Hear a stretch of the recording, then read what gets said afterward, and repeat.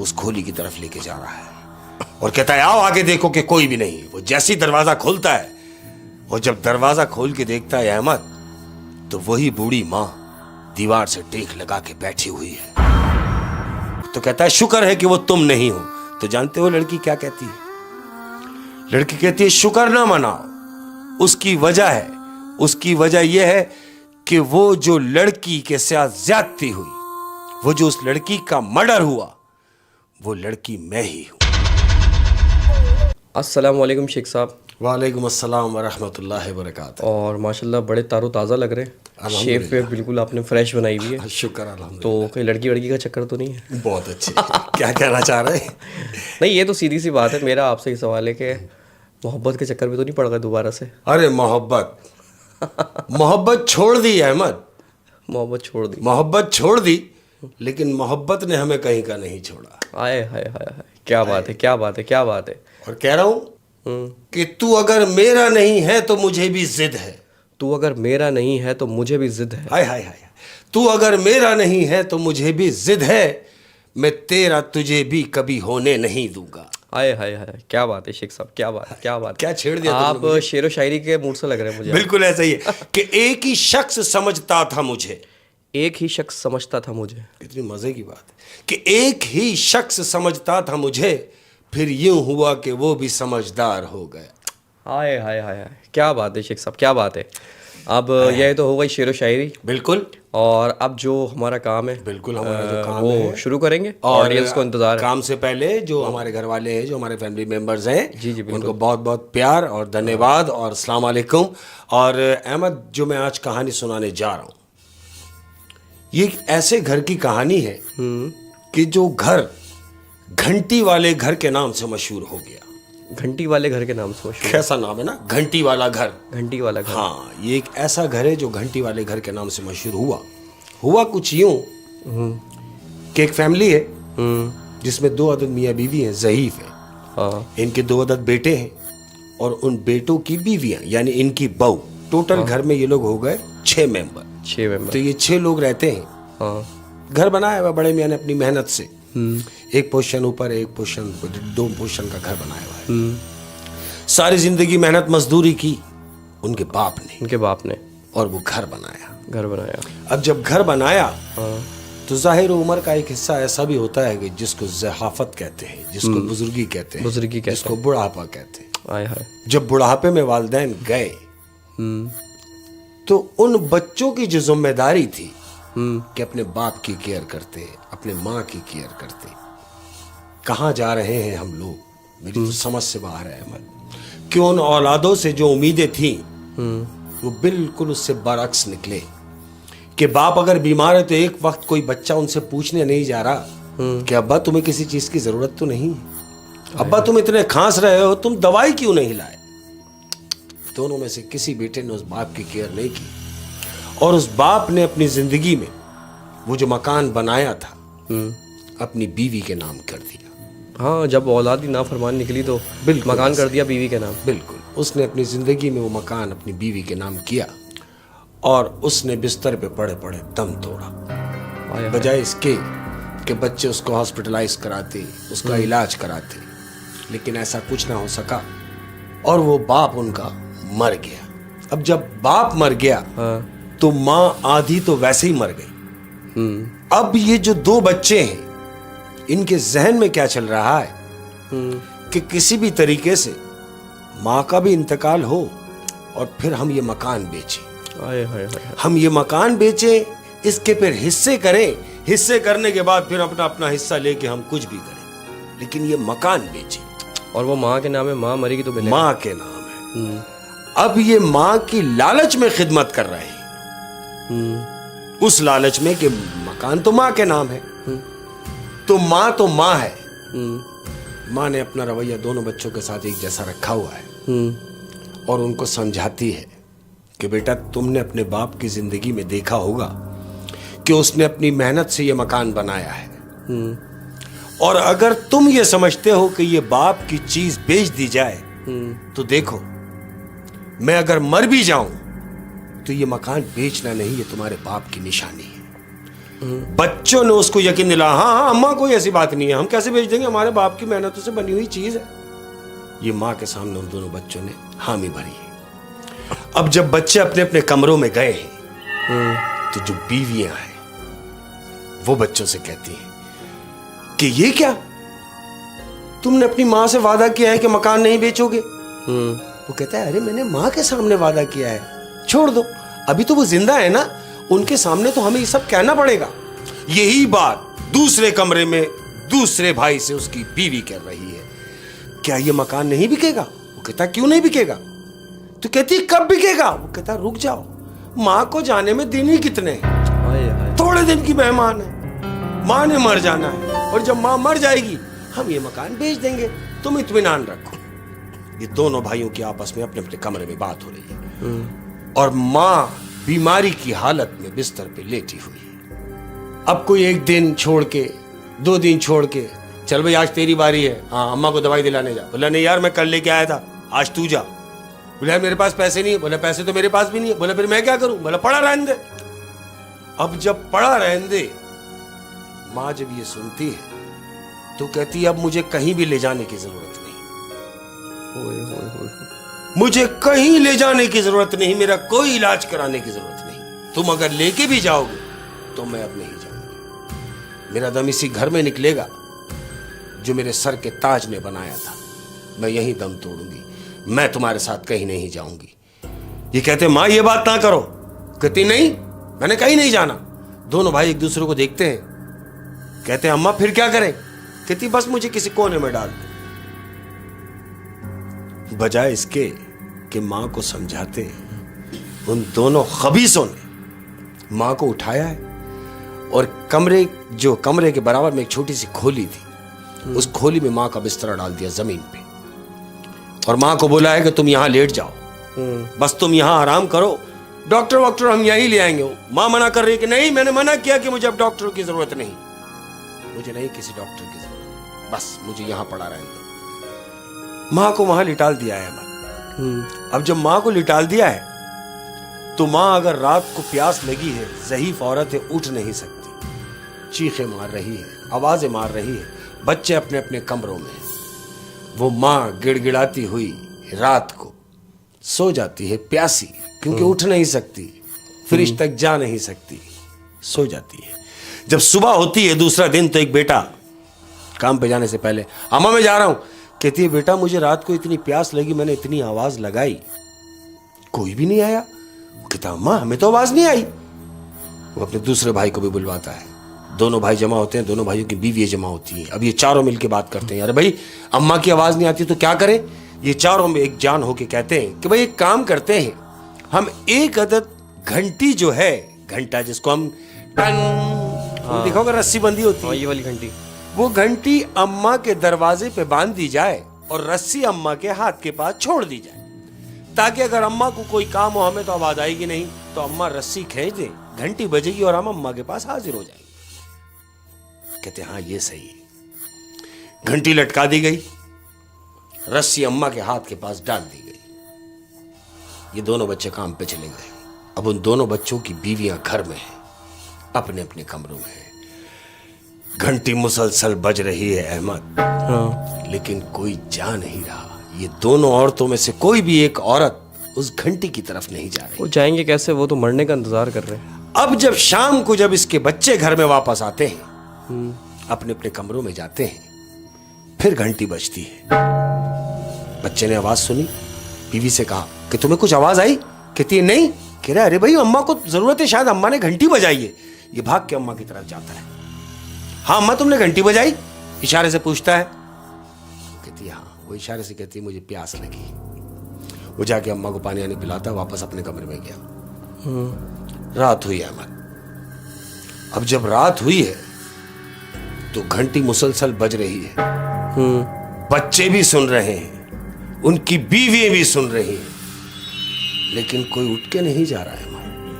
वो रात गुजरी और सुबह हुई तो क्या देखते हैं, मां का भी इंतकाल हो गया। सुबह मां की डेथ हो गई। अब इन्होंने दोनों बच्चों ने देखा कि मां तो मर गई। बज़ाहिर अंदर से तो खुश हैं लेकिन दोनों एक दूसरे को ये साबित करना चाह रहे हैं भाई कि यार मुझे बड़ा दुख है माँ के मरने का। दोनों एक दूसरे को ये समझा रहे हैं कि यार माँ चली गई। वो कह रहा है यार देख यार माँ चली गई। माँ रात को पानी मांगते मांगते मर गई अहमद, और किसी ने पानी ना दिया। माँ मर गई। कब्रिस्तान से वापस आए हैं, अभी माँ को दफना के आए हैं अहमद। रात हुई है, बड़ा भाई छोटे भाई को अपने कमरे में बुलाता है।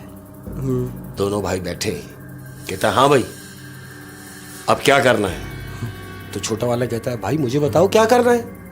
कहता है देखो अभी मकान बेचने में जल्दी नहीं करना, उसकी वजह यह है कि अभी लोग क्या कहेंगे। हम मकान बेचेंगे जरूर मगर थोड़ा सा रुक के। ये दोनों भाइयों की आपस में बात हो रही है। यही बात होने के दौरान दिन गुजरे अहमद, 3 दिन गुजर गए। अब 3 दिन गुजरे हैं, क्या होता है कि ये दोनों भाई अपने अपने कमरों में हैं और रात का टाइम है। घंटी बजी है अहमद। अब जब घंटी बजी है तो इसकी बीवी को आवाज आई है, इनमें से एक की जिसका कमरा बराबर में था। हाँ। वो बीवी अपने शौहर से कहती है सुनो सुनो तुमको सुना। कहती क्या।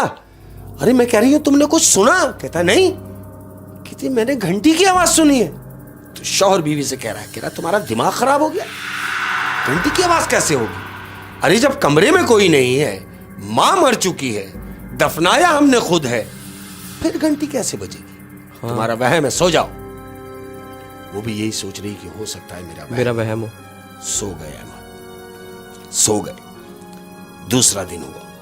अब जब दूसरा दिन हुआ, हस्ब दस्तूर रात का टाइम है, ये दोनों मियां बीवी खाना वाने का फारिग होने के बाद ये दोनों बैठे हुए हैं। दोनों अपनी मामूल की बातें कर रहे हैं। अब जब बातें कर रहे हैं फिर घंटी बजी अहमद। दूसरे दिन रात को भी घंटी बजी। अब जब घंटी बजी तो मियां ने भी सुनी और बीवी ने भी सुनी, और इन दोनों ने सुन के एक दूसरे को देखा। तो तुमने कुछ सुना। कहती हाँ मैंने तुमसे कल भी कहा था कि घंटी की आवाज आ रही है। कहता तुमने सही कहा था, घंटी की आवाज तो मुझे भी आई है। कहती क्या करें। ये दोनों उठते हैं और दौड़ते हुए बड़े भाई के कमरे की तरफ जाते हैं और जाके दरवाजा बजाते हैं। बड़ा भाई कमरे से बाहर निकलता है। कहता क्या हुआ। कहता भाई मैंने देखा, हमने सुना, हम दोनों ने सुना कि घंटी की आवाज आई है जो घंटी अम्मा बजाती थी। तो बड़ा भाई बोलता है तुम्हारा दिमाग खराब हो गया है, तुमने कोई ख्वाब देखा है, जाओ अपने कमरे में जाके सो जाओ, ऐसा कुछ भी नहीं है। दरवाजा बंद, कड़िच अंदर से दरवाजा बंद करके चलाता। अब क्या होता है अहमद, ये दोनों डरते डरते अपने कमरे में आ जाते हैं। हाँ। बड़ी मुश्किल से रात गुजरती है। नेक्स्ट डे हस्ब दस्तूर रात का टाइम, फिर घंटी की आवाज। अब जब घंटी की आवाज आती है उसकी बीवी को, तो शौहर सो रहा है, वो अपने मियां को उठाती है, उठिए। कहता क्या हुआ। कहता उठिए, घंटी मुसलसल बज रही है। ये भी उठता है, कहता हाँ घंटी बज रही है। दोनों उठते हैं, दोनों एक दूसरे को देखते हैं कि क्या करना है। कहती उठिए, चल के देखिए कोई हमारे साथ शरारत तो नहीं कर रहा, कहीं ऐसा तो नहीं कि तुम्हारे भाई ने ये गेम किया हो कि हमें यहां घर से निकाल दिया जाए। वो कहता छोड़ो ऐसी बातें ना करो, चलो मेरे साथ, हम चल के देखते हैं। अम्मी के कमरे में जा रहे हैं। अम्मी के कमरे की तरफ जा रहे हैं और घंटी की आवाज मुसलसल बज रही है, टन टन टन, और ये कमरे की तरफ जा रहे हैं। अब जब कमरा खोलते हैं अहमद, तो जानते हो क्या देखते हैं। इन्होंने कमरा खोला और मां सामने दीवार से टेक लगा के बैठी हुई है। ये दोनों चीख मार के वापस भागते हैं और भागते हैं अपने बड़े भाई के कमरे की तरफ और दौड़ते हुए जाते हैं और कमरा बजाते हैं, दरवाजा पीटते हैं। बड़ा भाई दरवाजा खोलता है। कहता क्या हुआ। कहता मां बैठी हुई। कहता पागल हो गए हो, तुमने कल भी मुझे परेशान किया है, तुम्हारा वहम है। कहता नहीं भाई मैंने देखा, मां कमरे में बैठी हुई है। उसको देखता है, कहता आओ मेरे साथ। वो दोनों मियां बीवी निकलते अपने कमरे से और मां के कमरे की तरफ जा रहे हैं। अब जब मां के कमरे में पहुंचते हैं तो वहां जाके देखते हैं तो कोई भी नहीं, कोई भी नहीं। बड़ा भाई कह रहा देखा, मैं तुमसे कह रहा था कि तुम्हारा वहम है, तुम खुद भी परेशान हो रहे हो और मुझे भी परेशान कर रहे हो। उसको डांटता हुआ अपने कमरे की तरफ चला जाता है। ये दोनों मियां बीवी उठते हैं, अपने कमरे में आते हैं, क्योंकि ये तो देख चुके हैं। ये कहते हैं अब हमें क्या करना चाहिए। बीवी कहती है मैं तो यहां नहीं रहूंगी, मैं यहां कतई नहीं रहूंगी। क्यों कि मैंने तुम्हारी मां को देख लिया है। कहता है बिल्कुल ठीक है, यहां रहना बनता भी नहीं है। दूसरा दिन हुआ। अब जब दूसरा दिन हुआ तो छोटे भाई बड़े भाई से कह रहा है कि सुनो, मैंने यहां नहीं रहना, मैं तो यहां से जा रहा हूं। तो बड़ा भाई बजाय इसके कि उसको समझा के रोके कि नहीं तेरा वहम है पागल, घर में ही रहे, वो कहता है बिल्कुल जैसा था बेहतर समझे, तुम्हें अगर जाना ही है तो जाओ, मैं यहां से कहीं नहीं जाऊंगा। छोटा भाई घर छोड़ के चला गया।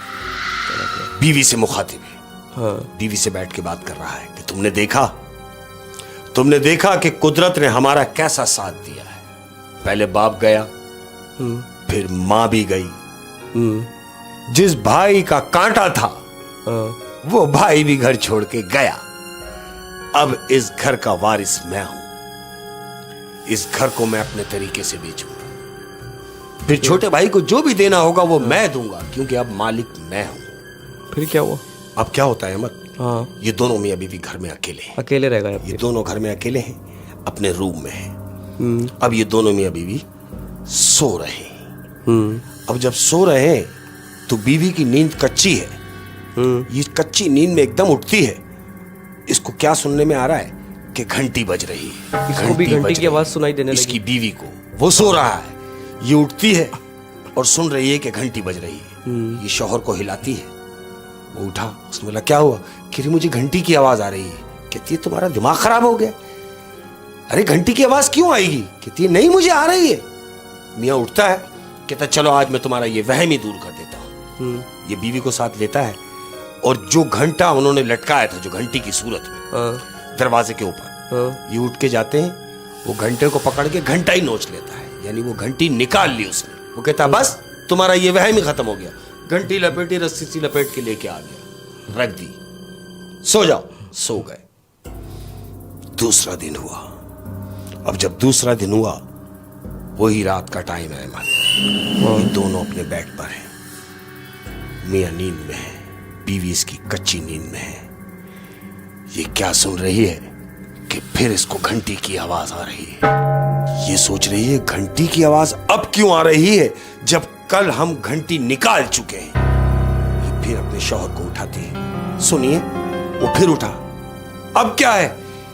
कहती है कि मुझे फिर घंटी की आवाज आ रही है। कहता है तुम्हारा दिमाग खराब हो गया है, तुम्हारे सामने मैंने कल घंटी नोच ली है, मैंने लपेट के रख दी है, अब कहां से बज रही है? वो कहती है नहीं मुझे मुसलसल घंटी की आवाज आ रही है। कहता कुछ नहीं है, सो जाओ। मियां उसको थपकी देके कहता रुक, तुम्हारा वहम है, लेट जाओ। उसको सुलाता है, करवट लेता है, लेट गया है। अब ये बीवी नींद में गई है। अब जब ये नींद में गई है अहमद, तो क्या देखती है कि ख्वाब में उसकी मां उसको नजर आई है। अब जब ख्वाब में वो देख रही है कि उसकी मां उसे नजर आ रही है, तो लेटे लेटे जैसे ही वो आंख खोलती है अहमद, तो जैसे ही आंख खोलती है तो उसकी मां का चेहरा उसके सामने ही है, वो उसके साथ लेटी हुई है। एकदम चीख मार के उठ जाती है। चीख मार के वो उठती है तो शौहर की भी आंख खुल जाती है। वो कहता क्या हुआ? कहता मैंने भी तुम्हारी मां को यहां देखा। वो बुढ़िया औरत जब वो ख्वाब से बेजार हुई, करवट लेती, उसके सामने उसका चेहरा है। वो चीख मार के उठी और अपने शौहर को बता रही कि मैंने अभी देखा कि तुम्हारी वालिदा मेरे बराबर में लेटी हुई है, बिल्कुल उनका चेहरा मेरे चेहरे के पास था। सोचता है ऐसे कैसे मुमकिन है? कहती हाँ मुझे डर लग रहा है, कि मुझे डर लग रहा है। ये उससे कह रही कि नहीं अब मुझे डर लग रहा है, मैंने इस घर में नहीं रहना। वो कहता तुम्हारा दिमाग खराब हो गया, मेरा सारा बनाया हुआ गेम खराब कर दो कि तुम्हें इस घर में नहीं रहना है। कहती है नहीं, मैंने देख लिया है कि तुम्हारी मां की रूह अभी इस घर में है। वो कहता है एक काम करते हैं, मैं तुम्हें इत्मीनान के लिए चलो तुमको दिखा देता हूं कि इस घर में कोई भी नहीं है। उसका हाथ पकड़ता है, जिस खोली में मां को इन्होंने छोड़ा हुआ था उस खोली की तरफ लेके जा रहा है और कहता है आओ आगे देखो कि कोई भी नहीं। वो जैसे ही दरवाजा खोलता है और जब दरवाजा खोल के देखता है अहमद, तो वही बूढ़ी मां दीवार से टेक लगा के बैठी हुई है। उसकी बीवी चीख मार के अपने शौहर के पीछे छुप जाती है। वो कहती देखा मैं तुमसे कह रही थी कि तुम्हारी मां है। तो वो अपनी मां से मुखातिब हुई कि तुम अम्मा, तुम यहां इस हालत में? तुम्हें तो अपने हाथों से दफना के आए। बिल्कुल, वो यही कह रहा है कि हम तो तुम्हें खुद कब्रिस्तान छोड़ के आए हैं, तुम यहां क्या कर रही हो? तो जानते हो माँ क्या कहती है? माँ कहती है कि जब तक मैं तुम्हें ये बता ना दूं और तुमसे ये कह ना दूं कि जो मेरा फर्ज बनता था मैं वो करके जाऊं, हमने वालिदैन होने का हक भरपूर तरीके से अदा किया, लेकिन तुमने औलाद होने का सिला नहीं दिया, तुमने औलाद होने का सबूत नहीं दिया। लिहाजा ये जो मकान है, तुम और तुम्हारा छोटा भाई यानी मेरे बच्चे माँ बाप को छोड़ के मकान के पीछे लग गए। तो सुनो, कहती है कि तुम ये मकान सारी जिंदगी नहीं बेच सकते, सारी जिंदगी भी लगा दोगे तो नहीं बेच सकोगे। क्यों? कि ये मकान तुम्हारे बाप के खून पसीने की कमाई का बनाया हुआ है, और अगर बेचना ही चाहते हो तो बेच के दिखाओ, तुम मकान बेच के दिखाओ, मैं यहीं बैठी हुई, तुम ये मकान बेच नहीं सकते। फिर उसके बाद वो मकान बिका? उसके बाद क्या बिकना था अहमद? हाँ। उसके बाद उस बच्चे ने, यानी जो बेटा था उसका, उन दोनों बच्चों ने मिलके ये गेम किया कि मुख्तलिफ पार्टियों को लाके वो मकान दिखाते रहे। वो भी घर छोड़ के चला गया, बड़े भाई ने भी घर छोड़ दिया क्योंकि उसकी बीवी ने भी देख लिया। इन्होंने घर छोड़ दिया, दोनों भाई किराए पे अलग अलग रहने लगे, ये सोच के कि अब हम ये अलग अलग चले गए तो ये मकान बेच देंगे सेपरेट। लेकिन कैसे? वो जिसको भी वो मकान दिखाने के लिए लाए हैं, एजेंसी वाले को साथ लेकर आए, किसी पार्टी को साथ लेकर आए, लेकिन जैसे ही दरवाजे का दरवाजा खोला है तो मुसलसल घंटियों की आवाजें बजना शुरू हो गई। ऐसा महसूस होता है कि जैसे वो घर में दाखिल हुए तो मुसलसल मंदिर के घंटे बज ही रहे। वो घंटी रुक के ना थी, मुसलसल वो घंटी बज रही है। और आज भी वो मकान ऐसे का ऐसे ही अहमद, बिका नहीं, वो घर घंटी वाले घर के नाम से मशहूर हो गया। ओए होए, और वो घंटी उसकी माँ बजाती है? वो बजाती वो बुढ़िया। क्या ही ज़बरदस्त कहानी थी शेख साहब। अच्छा, मैं जो समझा हूँ इस कहानी में, आप ये देखें कि जब तक उसकी माँ जिंदा थी तो उसकी घंटी की आवाज़ कोई नहीं सुनता था। नहीं सुनता। और जब वो मर गई, मरने के बाद सबको उस घंटी की आवाज़ आ रही है। और लालच बुरी बला है, घर भी हाथ नहीं लगा। बिल्कुल ऐसे ही। माँ बाप को भी खो दिया, घर भी हाथ नहीं लगा। औलादों को क्या होगी? मैं तो ये कहता हूँ कि आज के बच्चे अपने वालिदैन पे उनका एहसास नहीं करते। उनके लिए अगर कुछ करते हैं तो उन पे एहसान करते हैं, उनका एहसास नहीं कर रहे हैं, उन पे एहसान कर रहे हैं। और अक्सर ये भी करते हैं ना कि अगर जो नाफरमान औलादें, हाँ, वो सारे एक जैसे नहीं होते। वो ये कहते हैं कि जो लालची होते हैं वो ये कहते हैं कि अगर हम कारोबार करेंगे तो हम इस घर को बेच के करेंगे। बताइए, जो माँ बाप ने बनाया है भाई, खुद कीजिए, क्योंकि तुम्हारे बाप ने भी तो खुद किया। हमारे बाप ने भी तो बिल्कुल, तो खुद कीजिए। आए हाय, क्या बात है शेख साहब। अब दूसरी कहानी की तरफ चलेंगे। बिल्कुल। दूसरी कहानी अहमद, ये एक यंग लड़के की है, जवान बच्चा है। ये राजनपुर जा रहा है अपनी बहन की सालगिरह मनाने के लिए। बड़ा प्यार है दोनों बहन भाइयों में, क्योंकि काम के सिलसिले में ये अपने घर से दूसरे शहर आया हुआ है। तो बहन ने बड़ा इसरार किया कि भाई आपको मेरी बर्थडे पे जरूर आना है। तो ये अपनी बहन की बर्थडे मनाने के लिए राजनपुर जा रहा है। ट्रेन में बैठा हुआ है, जैसे आम दस्तूर लोग बैठे होते हैं ट्रेन में, डब्बे में बैठे हुए लोग। अब तुमने देखा होगा ट्रेन के डब्बे में आमने सामने सीटें होती हैं। तो क्या देखता है, जिस सीट पे ये बैठा हुआ है उस सीट के सामने एक लड़की बैठी हुई है। तो सामने वाली सीट जो है, उस सीट के ऊपर एक लड़की बैठी हुई है। अब जिस सीट पे वो लड़की बैठी हुई है, उस लड़की की नजर इस वाली सीट पर है, क्योंकि उसके IQ इधर है। वो इस लड़के को भी देख रही है, और इस लड़के के पीछे जो लोग बैठे हैं वो भी नजर आ रहे हैं। ट्रेन चल रही है अहमद, ट्रेन चल रही है, स्टेशन सिस्टम से होती है। अब स्टेशन आहिस्ता आहिस्ता स्टेशन आते जा रहे हैं, लोग उतरते जा रहे हैं अपनी मंजिल की जाने। जैसे जैसे स्टेशन आते गए वैसे वैसे लोग कम होते चले गए, ट्रेन खाली होती चली गई। अब क्या हुआ, राजनपुर आने से पहले उस डब्बे के अंदर सिर्फ 4 लोग रह गए। यानी एक वो लड़की जो बैठी हुई है सामने, एक वो लड़का जो अपनी बहन की सालगिरह मनाने के लिए राजनपुर जा रहा है, दो वो लड़के जो पीछे बैठे हुए उस लड़की को नजर आ रहे हैं कि ये जो 2 लड़के बैठे हैं ये मुझे कुछ बदतमीज टाइप के लड़के नजर आ रहे हैं। उस लड़की ने ऑब्जर्व किया कि वो लड़कों की नीयत सही नहीं है। ये सामने वाले लड़के से कहती है कि सुनो, मैं अगर तुमसे कुछ कहूं तो मेरी बात मानेंगे, ये मेरी बात रख लेंगे? तो सामने बैठा हुआ कहता कहिए। कहती देखिए, पीछे घूम के ना देखिएगा, लेकिन जो आपकी सीट के पीछे जो दो लड़के बैठे हुए हाँ। वो निहायत ही बदतमीज टाइप के लड़के लग रहे हैं, लेकिन आप प्लीज ऐसा ना जाहिर कीजिएगा कि मैं आपके साथ नहीं हूं। कहता कैसी बातें कर रही हैं? कहती बस मैं जैसे कह रही हूं वैसे जरा सुने, आप ये जाहिर कीजिए कि मैं आपके साथ हूं, ताकि उन्हें यह महसूस ना हो कि मैं अकेली हूं। क्यों? कि मुझे अकेली देखकर मेरे साथ कोई शरारत करेंगे। वो लड़का उसको देख के मुस्कुराता है, कहता जाइए अपना काम कीजिए। राजनपुर आया, गाड़ी स्टेशन पे लगी। वो जो लड़का था जो अपनी बहन की बर्थडे मनाने जा रहा है, उसने अपना बैग लिया और स्टेशन से उतर रहा है, क्योंकि लड़की को तो कहीं और जाना है। उसने ये महसूस किया कि अगर ये लड़का उतर जाता है राजनपुर स्टेशन, ये उतर गया, ट्रेन में रह गए हैं सिर्फ वो दो लड़के और मैं अकेली, तो क्यों ना मैं भी यहीं उतर जाऊं, बजाय इसके कि ट्रेन चले और ये दोनों बदतमीज इस डब्बे में हो। वो लड़की ये सोच के वो भी राजनपुर उतर गई, जबकि जाना उसने कहीं और था। वो लड़की उतरी अहमद, और उस लड़की को देखी वो जो दो लड़के थे वो भी वहीं उतर गए, यानी ये सारे के सारे राजनपुर उतर गए, चारों।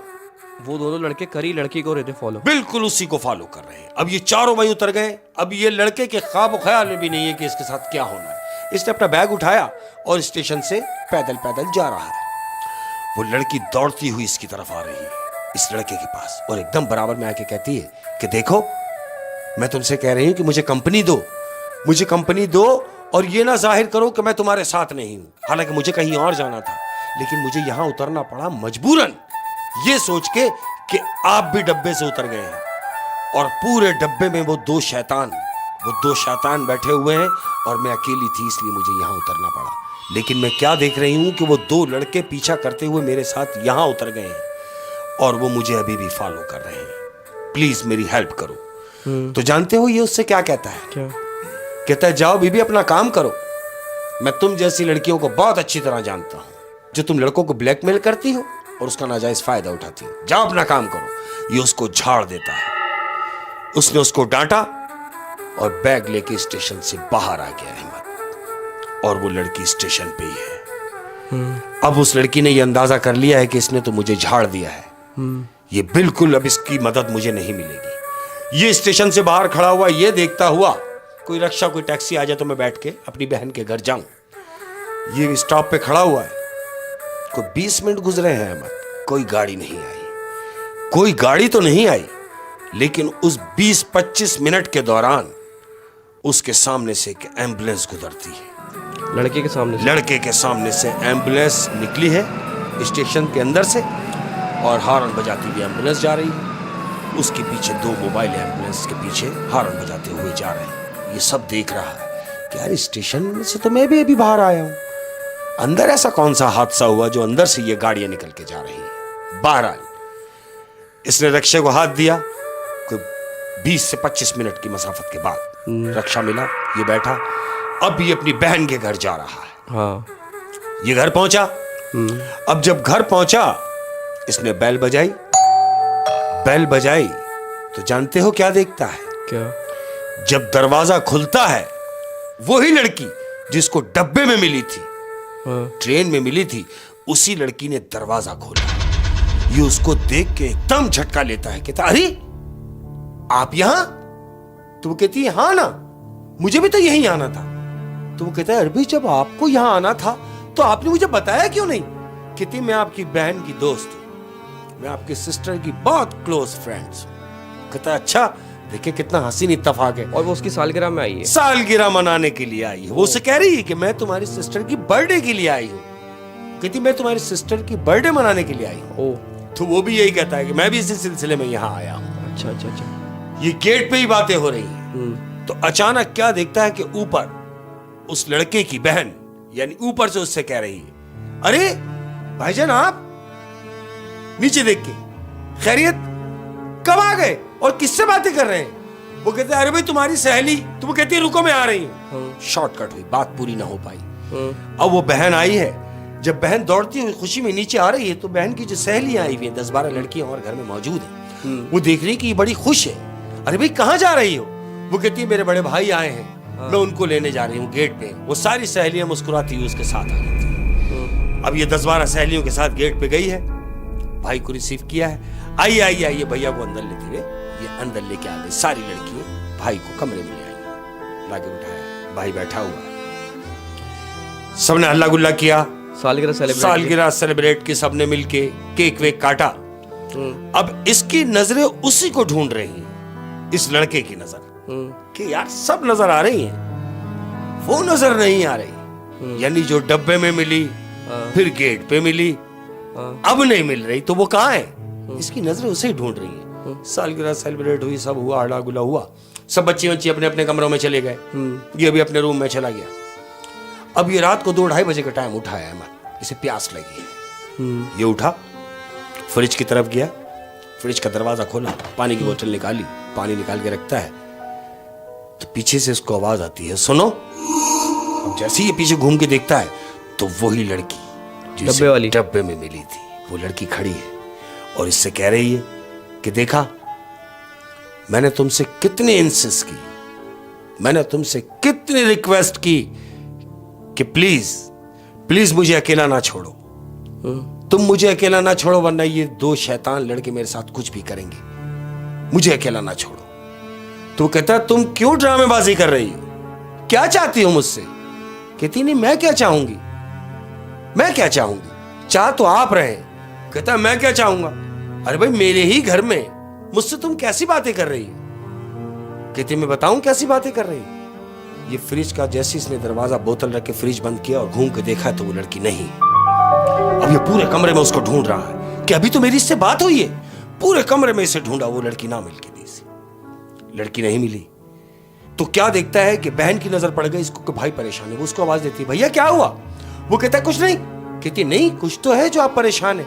कहता नहीं वो मैं अभी वो जो तुम्हारी सहेली आई हुई है, वो जो, कहती अरे मेरी तो बहुत सारी सहेली आई हुई। कहता नहीं वो जिसने रेड कलर के कपड़े पहने हुए। बहन इसे सोच रही है रेड कलर के कपड़े।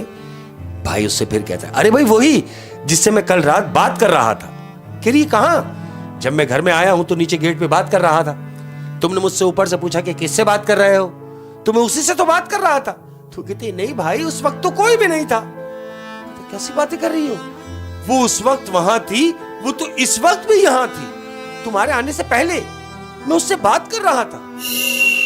भाई आपको वहम हुआ है, मेरी तो सारी सहेली अपने अपने कमरों में है, यहां तक तो कोई भी नहीं आई। कहता हो सकता है मेरा वहम हो। ये जहन पे जोर डालता है, बहन अपने कमरे में चली गई। अभी लेटा हुआ है, ये सोच रहा है कि ये हो क्या रहा है मेरे साथ। अब चूंकि इसको दूसरे दिन वापस जाना है, ये दूसरा दिन हुआ, सबसे मिला विला, बहन को खुदा हाफिज कहा और स्टेशन के लिए निकला है। अब इसकी तबीयत भारी भारी है, बुखार की सी कैफियत हुई हुई है इसको, लेकिन जाना इसको जरूरी है क्योंकि काम का मामला है। अब ये स्टेशन के लिए जब गया है, अब ये स्टेशन पहुंचा है अहमद। जब ये स्टेशन पहुंचा तो इसने देखा कि वही कल रात वाली गहमा गहमी आज भी है कि पुलिस वुलिस खड़ी हुई है, इन्वेस्टिगेशन हो रही है। इसने एक शख्स को बुलाया, बोला भाई बात सुनो। हाँ बोले यार ये पुलिस वुलिस मुझे नजर आ रही है, कल भी नजर आ रही थी, खैरियत तो है, कोई बात हुई है क्या स्टेशन पे? कहता तुम्हें नहीं मालूम? कहता नहीं। कहता है भाई कल रात को एक लड़की के साथ ज्यादती की गई और फिर उसका मर्डर कर दिया गया। बोले स्टेशन की हदूद में? बोले हाँ स्टेशन की हदूद में उस बच्ची का मर्डर हुआ ज्यादती के बाद। तो कहता कौन सी लड़की? कहता भाई लड़की तो मैं नहीं जानता कौन। कहता उसने कपड़े कैसे पहने होते? तो वो बता रहा है इसको कि उसने लाल कलर के कपड़े पहने हुए थे। अब जब लाल कलर के कपड़े इसने सुने तो इसको झटका लगा अहमद। इसने फौरन अपना बैग उठाया और सीधा अपने डब्बे में, ये ट्रेन में बैठा हुआ अहमद, कोई 1.5 घंटा गाड़ी चली है, 1.5 घंटे ट्रेन चली है। ट्रेन एक स्टेशन पे जाके रुकती है, ये बैठा हुआ अपनी सीट के ऊपर और क्या देखता है अहमद कि वही लड़की जो इसको डब्बे में मिली थी, वही लड़की फिर ट्रेन में चढ़ी है। अब जब ट्रेन में चढ़ी है तो ये उसको देख के एकदम झटका मारता है कि अरे भाई तुम? लड़की कहती है हाँ मैं। तो उससे ये मुखातिब होकर कह रहा है कि अजीब बात है, यानी जब से मैं तुमसे मिला हूं मेरे साथ अजीब अजीब मामलात होते हैं, अजीब अजीब मामलात हो रहे हैं। लड़की कहती है मसलन? कहता मसलन क्या? देखो ना मैं अपनी बहन के घर गया, दरवाजा तुमने खोला मगर तुम नहीं हो। मैं रात को पानी पीने के लिए उठा, तुमसे मेरी बात हुई, मैंने फिर तुम्हें ढूंढा, तुम फिर नहीं हो, गायब हो गई वहां से। गायब हो गई वहां से। और मैंने बहन के साथ मिलकर पूरे घर में तुम्हें ढूंढा, तुम मुझे नहीं मिली, लेकिन मैं अभी ट्रेन में बैठा हूं, कैसा इत्तेफाक है कि फिर तुम सामने खड़ी हो। और देखो कैसी बात है, कहता है मैं राजनपुर से जब स्टेशन से चढ़ा हूं तो मैंने स्टेशन पे क्या देखा कि वहां पुलिस इन्वेस्टिगेशन कर रही है। मैंने जब वहां पूछताछ की तो मुझे यह पता चला कि वहां पर किसी लड़की के साथ ज्यादती की गई और उसका मर्डर कर दिया। जब मैंने उसका हुलिया पूछा तो मुझे बताया गया कि उसने रेड कलर के कपड़े पहने हुए थे। अब जब रेड कलर के कपड़ों का जिक्र हुआ तो मेरे दिमाग में फौरन तुम आ गए। क्यों? कि ये लाल कलर के कपड़े सिर्फ तुम ही ने पहने हुए हैं। और मेरे दिमाग में तुम आ गए। तो कहता है शुक्र है कि वो तुम नहीं हो। तो जानते हो लड़की क्या कहती है? लड़की कहती है शुक्र ना मनाओ, उसकी वजह है, उसकी वजह यह है कि वो जो लड़की के साथ ज्यादती हुई, वो जो उस लड़की का मर्डर हुआ, वो लड़की मैं ही हूं। ये उसको देखता है, कहता है क्या मतलब? कहती है हां, मैंने तुमसे कहा कि देखो मुझे अकेला ना छोड़ो, देखो देखो मेरे साथ ऐसा बर्ताव ना करो कि इन दो शैतानों को यह महसूस ना हो कि मैं तुम्हारे साथ नहीं हूं। तुम मुझे थोड़ा सा साथ दे दो।